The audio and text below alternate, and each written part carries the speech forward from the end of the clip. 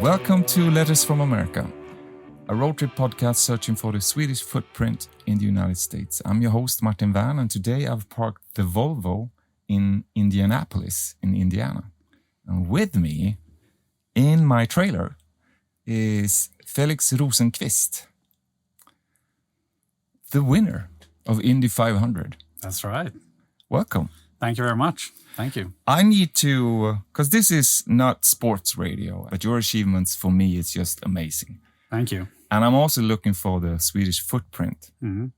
And there is a Swedish footprint in American racing, which you are part of to a very high degree now. But let me just recap my impression of the Indy 500, because it's 500 miles, 200 laps. Correct. About 3 hours. About 3 hours, depending on how many crashes. Yeah, but it's also the world's biggest single-day sport event. Yeah. 350,000 people in the crowd. It's unreal. Did you know that during that day, the arena or the racetrack becomes the second largest city in Indiana? I did not know that. Due to the audience. It's quite mind-blowing because someone told me that because later in the year I'm going to Värnamo in Sweden to celebrate this win. And that's where you're from, right? That's where I'm from. Yeah. And someone told me that you can fit, it was like 12 Värnamos or something inside the speedway on race day. And I think that's the first time I truly grasped how... Yeah, but that number just blew me away also. Yeah. And my question to you is, we're going to talk about your victory and the lap that you did, especially the final lap, because it's just crazy to me that the sport that you're doing is just crazy to me. But do you feel, because you're sitting in a single seat, open wheels, and do you even feel that there's an audience there when you do this? On race day, there's definitely a different energy at the speedway because we're there for the whole month practicing and doing, PR, and we basically live there for a month. Most drivers have a trailer or like a RV, and we spend the whole month there. So in this area before the race. Yeah. So there's a lot of practice qualifying. Like the qualifying is almost like its own little race weekend. Oh yeah. But on race day, when you walk out to your car and you see the sea of people.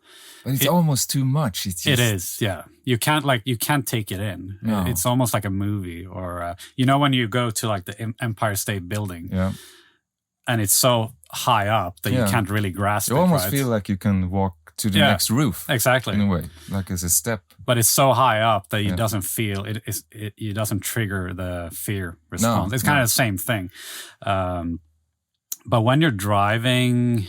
It's more about that it's like a very serious day. It's a lot of, you just feel a lot of discipline and a lot of, you worked very hard towards this, but you don't really think about the fans in that sense. But it looks different when you drive. You're like in a tunnel almost. Yeah, like... you see the fans, especially on the main straight. So visually, it kind of changes your perspective a little bit. But I think all of us do a good job of just, we don't really... Yeah, because you're, I think you average around 200 miles, 300 kilometers. Is that what you're doing? So qualifying, it's 333, I think it was this year. So it's around 380, I think, kilometers an hour. And it's wild. It's wild. And if you look, there's a couple of statistics here that I find interesting. First of all, there's 5 Swedes ever that have competed in this final. 3 of them have won. Yeah. And you're the 3rd one. We got Kenny Bräck and Marcus Eriksson, and then you. Yeah. Out of 5. That's just amazing. It is. I haven't really looked into what other countries have been able to perform in the same time frame, but I'd be pretty sure that there's not many countries that have better stats.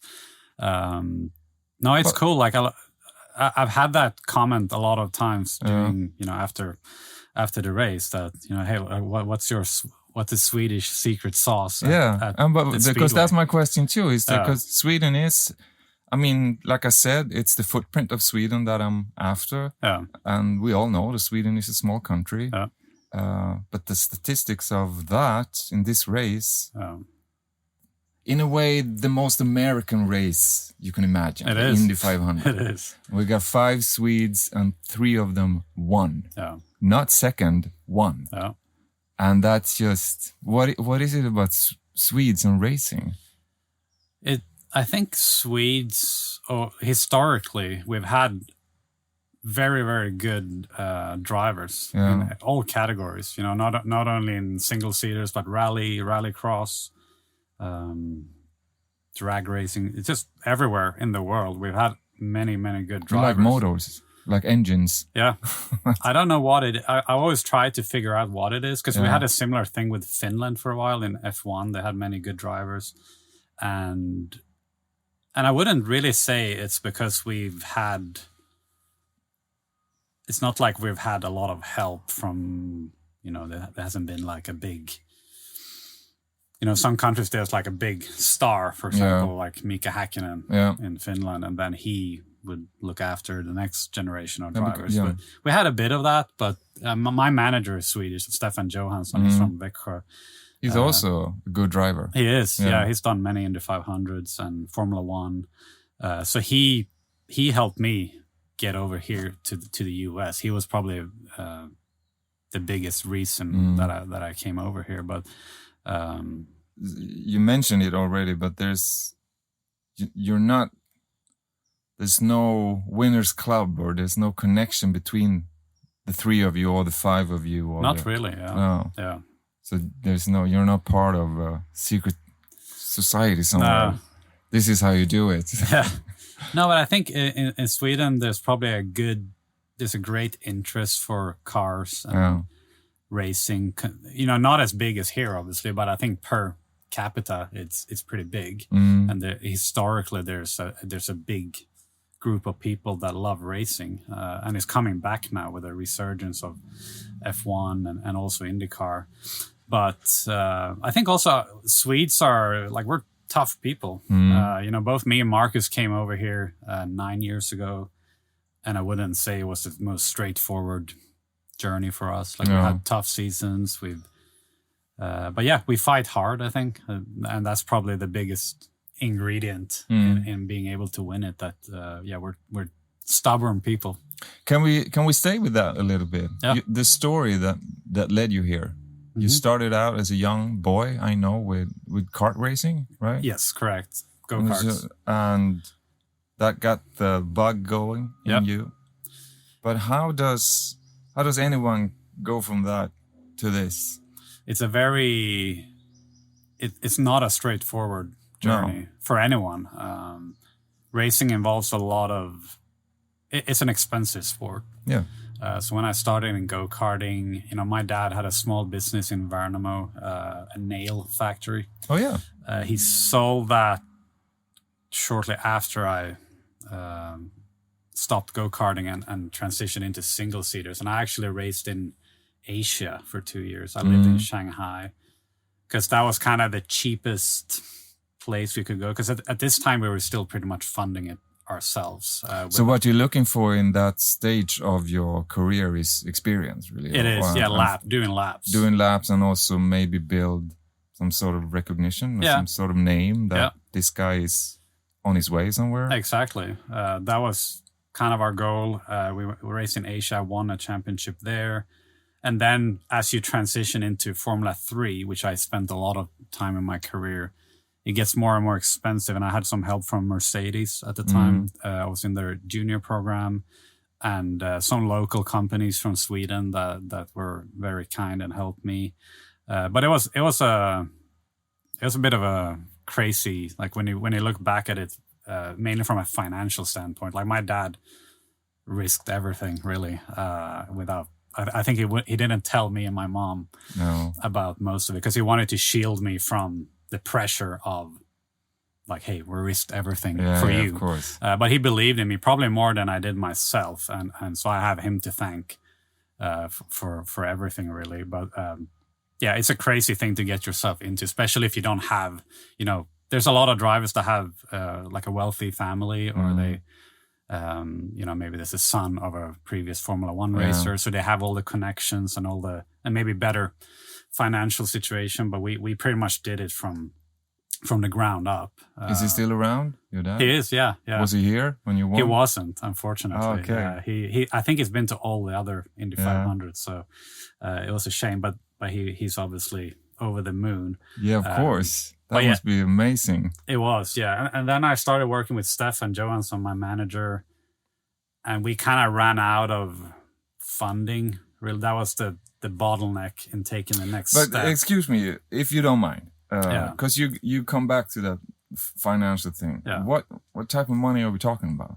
So practice and racing and. So when I did Formula 3, we were sort of able to and I need you a bit closer. Sorry. Yeah, that's fine. We were sort of able to find a way to do that, and I think the budget at the time was around $500,000 or euros at the time per season. Per season. Yeah.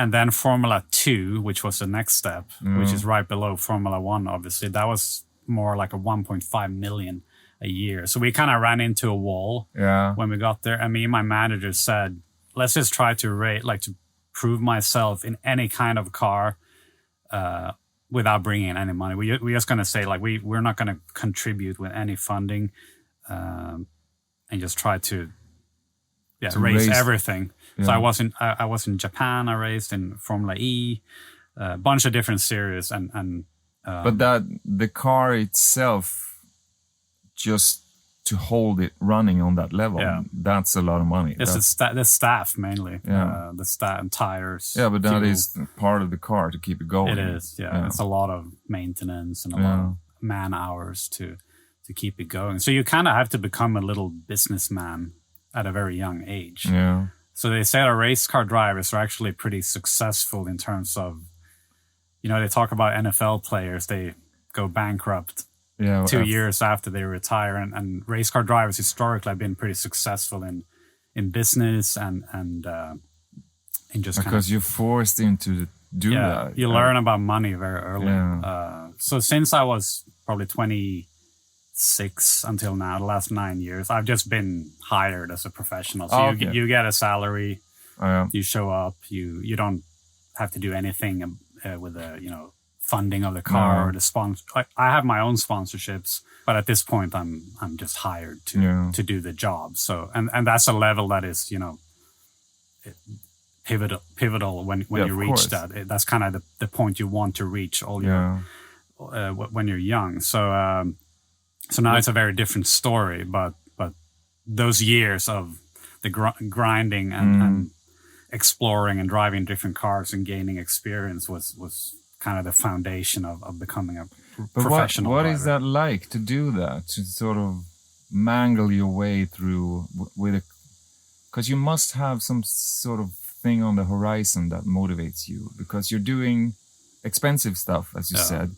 But it's also very dangerous, and it's also very exhausting. It tears your body, I can imagine, because it's a lot of speed, a lot of tension, and a lot of nerves, and a lot of everything. It's like overkill of everything in a way. It is, and we can talk about the physical aspect later, but that's something that's kind of overlooked in racing. But I don't know, I think I've always been the type of person that, is that your father who sort of... I think yes and no. He did a pretty good job at not... He wasn't too involved in my racing. I think he made sure I had a chance to compete. Because he's not a driver himself. No. He just saw that in you. Yeah. So from Thursday to Sunday on a race week, and he's pretty much like a spectator. And he would just let me interact with the team and the mechanics and the engineers. So he was never... involved hands-on. I like your father. Yeah, he's a good man. He is, and it's pretty rare. I would say this now when I'm at the top level. Yeah. Most dads are pretty similar, but when I did go-karts, you had a lot of dads or mothers as well that were too involved. They were they were trying hockey moms. Yes, which becomes detriment. Like it's a very toxic thing. Yeah, it is. Absolutely. In tennis, you have, but in the end of the day, you gotta want. It has to come from you because you can't force someone to do all. As you said, all this, traveling. I probably missed all my best friends' weddings. Like the sacrifice you go through, you don't do that if you don't want to do it. No. So it's cool to look back at it. Do you feel like that? Do you feel that sacrifice, or are you so devoted to the sport that this is what I'm doing? Or do you wake up at night and feel, oh, shit, I missed a lot of things? Sometimes I think the older I get, the more of a sacrifice it becomes, because you value different things. Because obviously now I have a good life. I don't have to, in the younger years when I had to prove myself and I had to fight and it was always on the edge. Then I just knew I had to do it because it's like survival. It's that point, passing the point of no return. You just have to go flat out. You can't do it half-ass. So at this point, you probably value more, like, spending time with your family, your friends, and like we just had a baby. And oh, congratulations! Thank you very much. Yeah. And before, it's a fun thing. Before we had her, I was like, if I because it was in the middle of month of May. It was right before the Indy 500. Oh, yeah, wow. And I was like, if I miss the birth, it is what it is. But, you can't really control that. And I didn't miss the birth, which was great. Good. That was good. But now after the fact, I was like, there's no, if we have another baby, like, I don't care. I'm going to be there. Yeah. So it's cool. You learn things. Has that changed the mindset while racing? In a good way, I think it has. Yeah, because you're more. I'll say you're more. When you're home, you're focusing on being a dad, and that's your only job. And when you're at the track, you just have to disconnect and focus on racing. Oh, yeah. And I kind of like the two different lives in a way. Yeah, and I like it. I think it's been good for both sides for me to not tangle them up. And to just, when you get to the track, okay, like now, the best thing you can do now is just focus on being a pro, performing, and then you come home and you just flick a switch, and now you're dad Felix. Yeah, so I've loved that. Change the outfit and got your sweaters on. Yeah, always. So it's been a cool thing. It changed me as a person for sure, and for the better. Yeah. You talked about the physical aspect of it. Yeah. And when we started talking today, we talked about the tunnel that you're sort of driving in a race like this, especially on this level, and the audience, and it's the noise and all of that. Can you translate that into another person's life? The things that the concentration, the focus, the physical aspect. I know that you prepared your entire life for doing this. Yeah. So it's not that the question, how do you prepare for this, is, you already said that. You prepared everything. Yeah. Invested the entire life in that. But it's still things, if you look at the body and how the body works, it's such a high stress level to put a body, regardless of preparation. Yeah. It's like combat almost, like a war pilot. Yeah.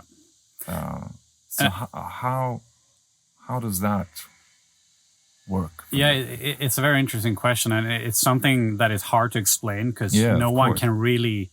There's so few people in the world that do this. Yeah, it's kind of as you said, like a jet fighter. Yeah, there's only a few in the world that get to do it, and when you look at TV, it doesn't seem that hard. No, but it's still, I can see there, especially on that final lap, if you just take that, a sidestep now, because the final lap was everything on it. And the way you're sort of behind him, put wings on that, and it's a combat in war, right? It is. Yeah. And then you just pass him, and if I remember correctly, maybe the 6 of you past the finishing line are within the same second. Yeah. Yeah. And that is quite tight. Yeah, it's just that's kind of stressful, you know. You don't want to end up like that in a crossing with red lights. So that I can, in a way, I can at least try to understand it. I mean, there's 2 sides to it, and they kind of work in tandem. So it's the mental side, what you say. the focus is, it's just 100% focus all the time, and you can break it down into so many layers, but literally every corner, the Indy 500 is 200 laps, 4 turns per lap, so it's 800 turns, and every one of those, if you mess up if you turn in 1 foot too late, or you carry 1 mile per hour too much speed, that can be the end of your... That's the margin we're talking about. 1 foot is like that. And everything changes depending how close you are to the car in front, because the aerodynamics change. So you're constantly just making decisions and calculations in your head. Is that why you're tailing him on that final lap? You're trying to sort of save something. Suck up to him. So basically, and then you can pass him. It's like a vacuum behind the car, because he's breaking the air in front of him. So, is that almost like that you can use that when you pass him? So you can just the effective horsepower gain is like probably 100 horsepower just by being behind someone, because you don't have to brake the air. It's like in Tour de France when you're behind someone. But it's a very similar strategy actually as in cycling. But I mean, when you do that, because it's quite evident, I recommend everybody who's listening to watch the final lap, because it's on YouTube. It's easy. So you can find that. But it's so evident to me that you're sort of tailing him, and there is almost like a curve when you throw yourself in front of him. Is that actually what happens? Yeah, so you try to so the closer you get to him, the more of a boost you're getting. Yeah. You can't see it obviously because it's air. It's invisible, but it's like a vacuum behind. So you try to get as close as possible, and then you have to obviously turn before you crash into him. Yeah, exactly. So that's why it looks like so aggressive, and the car is very on edge when you do that as well, because you have no grip when you're right behind someone. So I think for the racing nerds out there, it's probably more. We call it a slipstream. Which is basically you tuck in behind someone and you gain speed. So there's a lot of strategy behind that. But you have those things, the mental side, which is a lot that's of what we talked about. Sorry, I interrupted you, but with the mental side of doing it, that's what we talked about. Which is the main thing, right? The mental side is everything. In every sport, really, when you break it down to the details. But then you have the physical side, which is something that's very overlooked, especially in IndyCar, because we race normally for 2 hours. I mean, this time of the year in the Midwest, it's normally 90 degrees plus. We had a race in Nashville on Monday. It was delayed because of weather, but it was 92 degrees, and the heat index was like 100 and something. And it's extremely hot, extremely physical. We have no power steering on the car, so you have to be... You're holding it. Yes. And the faster you go, the more downforce you get on the car, the heavier the steering gets. So it's an extremely... It's a bit of everything. You have to have extremely good cardio, because some drivers wear like a heart rate monitor, and sometimes when we have a race without a caution, you can run in like 170s for 2 hours, which is more than like a marathon runner. Yeah, for sure. That's like max almost. 170 is. It is, yeah. It's basically more than you could achieve if you were on a treadmill. Yeah. Because you have that adrenaline, and adrenaline is a magic drug. Yeah. And it takes stuff out of your body that you couldn't really replicate. So we're constantly under max adrenaline, max focus, and extreme physical demands. And so after a race, it's like you're hungover. It is. Mainly because of the adrenaline, because you're so depleted mentally and physically. So, when you have back-to-back races like this, you just try to like catch up. But how do you do... Because you've been in a world where nobody can beat, in a way, unless you're another driver. And you finished the race. This time you won, but you still have the adrenaline if you sort of lose. Yeah. So then you got to go back to something, and you got a family and friends calling, and you're supposed to be normal in a way. There's a gap there. Is that hard to handle? I mean, I think all my closest friends and family know that on Monday morning after a race, I'm normally out. Yeah, leave him alone. Yeah. The best way I can describe it is a hangover. Yeah, okay. You feel you kind of like... you have a headache, you don't have any energy, maybe you're dehydrated, and you're mentally like, because it's not only the driving, it's a lot. These weekends, there's a lot of media. There's a lot of, you have to perform in many different aspects. So, but yeah, then I try to not. I think I'm normally pretty good at not bringing the results home. Actually, whether they're good or not, I try to kind of be neutral. Like I come home to Emil, my wife, and my daughter Stella, and I try to just be consistent. Just to leave it at the racetrack. Anyway. Especially if I have a bad race, and that's something that's helped me now when I'm a dad. Because if I have a bad race, I come home to see my daughter, and it's like, dude, I don't care. Which is a great thing to be able to break. Because for a lot of years in my career, I would just bring these races home, and they would just like eat at you. If you have a bad weekend, you just let it eat you up, which is to no benefit for anyone. So I think the athletes that have a good life outside of the sport are normally the best ones, because that's actually the difference. This is not a self-help podcast, but I'm still curious about the mental thing that you have to practice. How do you practice? In my mind, I see that you do something completely different than racing. You know, something is am I right in that the mental part is? I think everyone works differently. That's where the mind is just very personal. I think I know a lot of drivers that work with mental coaches that they think is successful. I did it when I raced with McLaren a few years ago, because they had a mental coach available for us to use, and I was like, yeah, why not? And I think he taught me a lot of good things that I bring with me to things like kind of what we talked about, that to leave the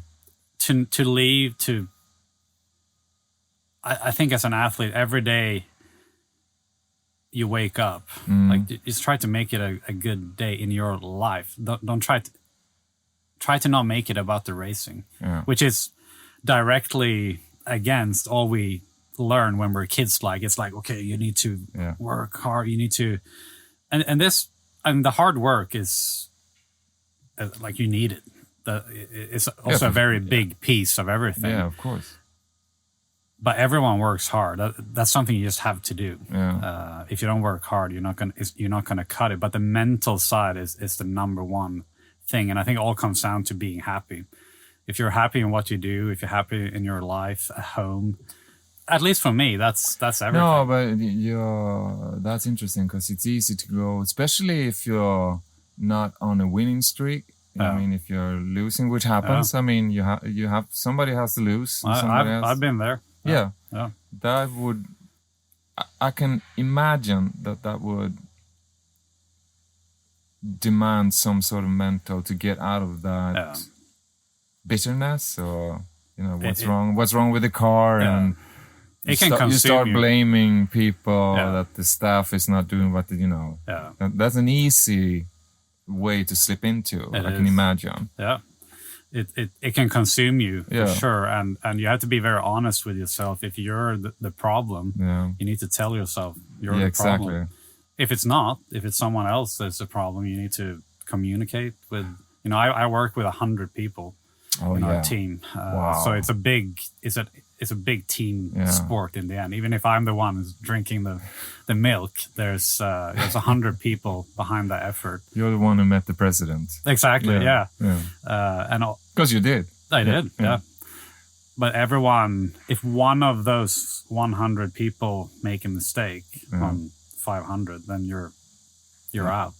So it's a massive team effort. But coming back to the mental side, I think I've learned. I'm 35 now, so I think I've been honest enough with myself, and I've picked up advice from people that I think are intelligent, and kind of built up a little, pretty simple database of how to handle, because you're gonna have years when you suck and you're not performing. That's part of life. It is, regardless of what you do. Really, it's just that you're on such a exposed level in what you're doing, because the margins are quite small. The sponsors want you to perform. You have a contract that runs out. Maybe like this year when I lined up for the 500 this year, I didn't have a contract for next year.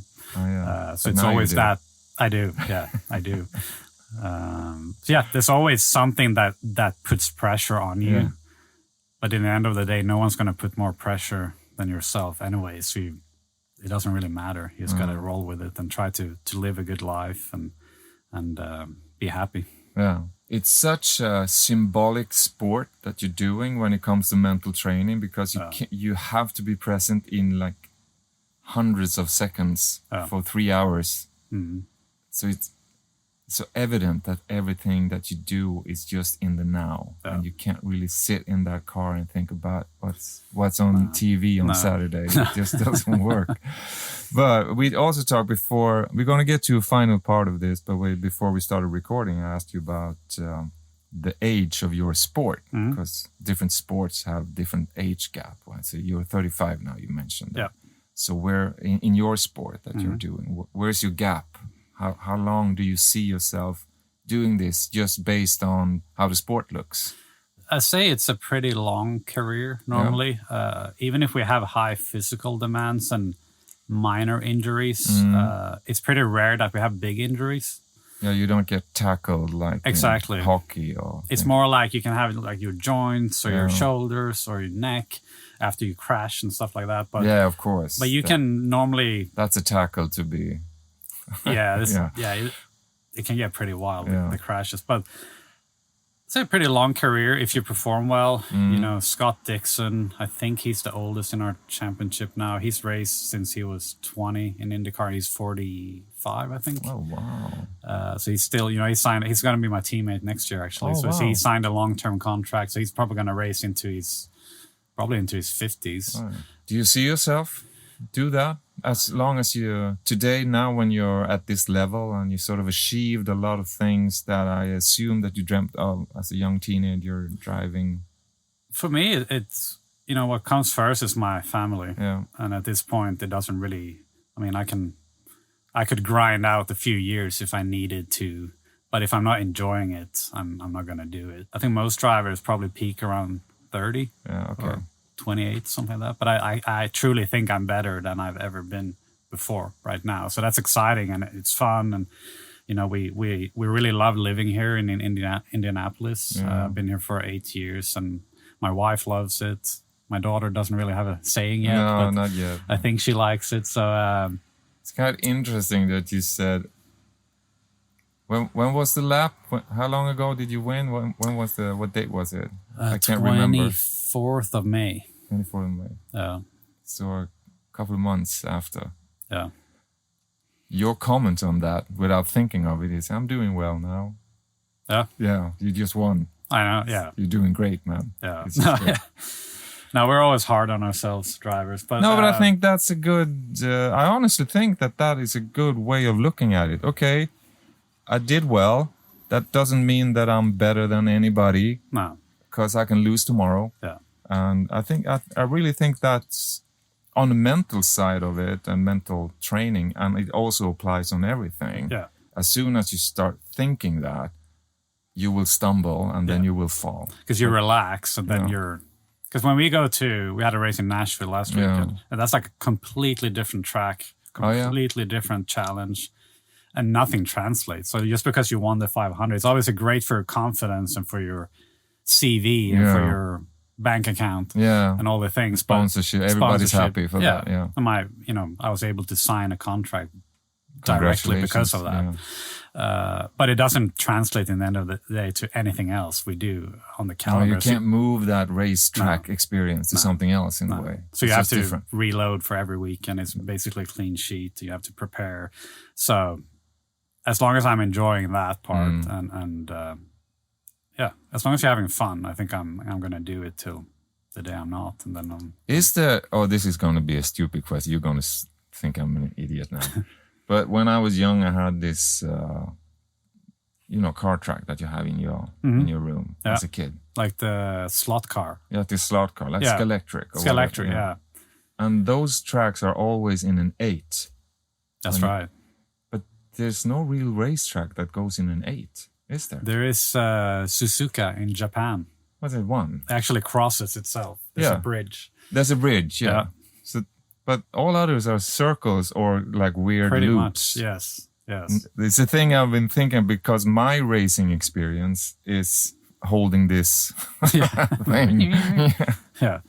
Now we have 3 different kinds of tracks. We have ovals, which is basically just turning like left. Indy. So Indy is kind of a unique one because it has 4 turns. Normally there's 2 turns. It's almost like a square. It's a rectangle. Yeah, rectangle. But we still call it an oval. Yeah.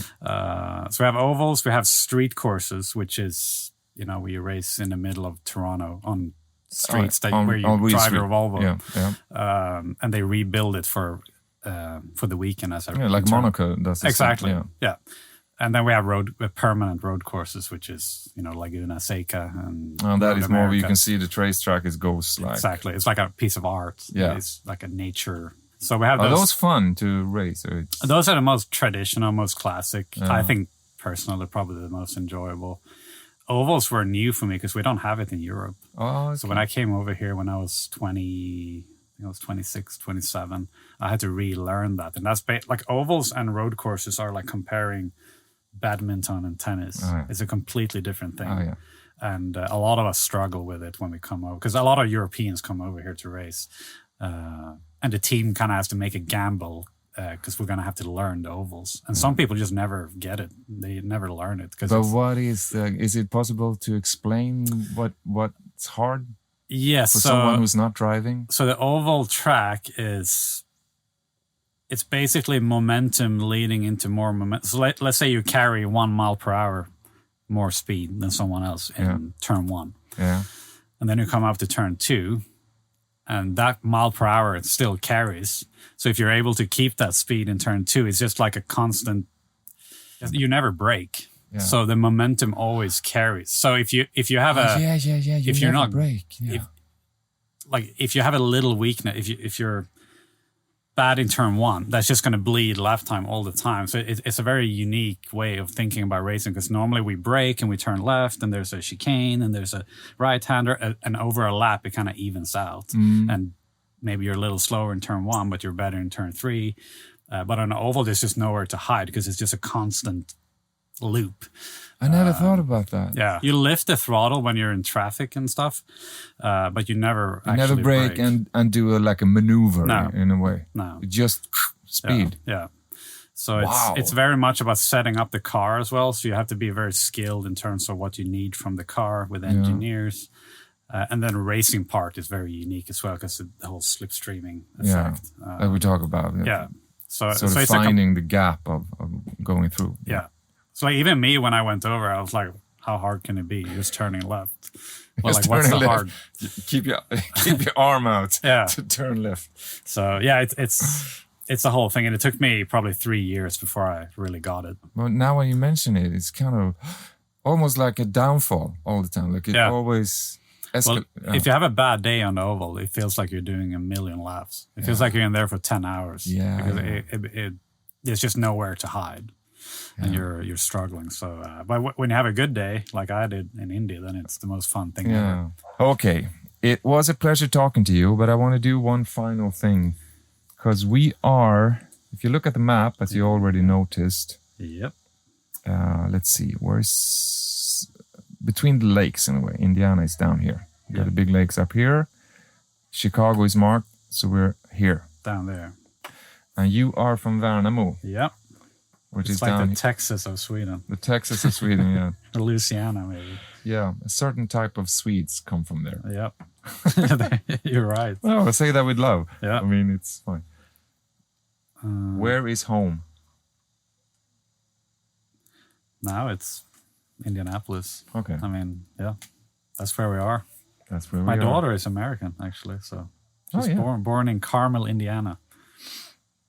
That's just not far from here. So I do a line up there, and you can give me a signature out there in the ocean. Signature or Yeah, signature, whatever feels. Maybe, So. And maybe one day I moved back and we can do another interview. You can do another one here. Yeah, I'd love to do that. Yeah. But my final question is, this is home for you now. Yep. This is where you came from. Yep. If you were to write a letter from here to home today, what would you say? I would thank Värnamo for being like that's still the core. You mean the community of that town? Yeah, just being raised there. I think it taught me a lot of good things. How to be humble, work hard. It's just it's a special part from Sweden, and when I hang out with my friends, that are almost all of them are from Värnamo, and we still have a great relationship. And when I go home there, I just feel like it's like when you went to school. Yeah. But it always kept me humble, having that link. And do they keep you humble also? When they do, yeah, which I love. You know, we never really talk about racing. I mean, I will call them like when I had my negotiations for my contract for next year. Like I would call them because I like to have the input from their perspective because they know me. They know you and they're not in the industry. Exactly. So they get a life perspective. Yeah. Of it. Yeah, even if they don't know that much. That's a very good idea. So. But did you tell me about the letter? Is there any? Or did I miss it? What do you want to write? Was it thank you? Just thank you? Yeah. A short letter. Thank you for keeping me humble and for making me into who I am. That I still am today, 100%. I got letters for you here. Okay. This is postcards from the tour so far. Okay. Yeah. So you can use one of those. Thank you. If you want. That's great.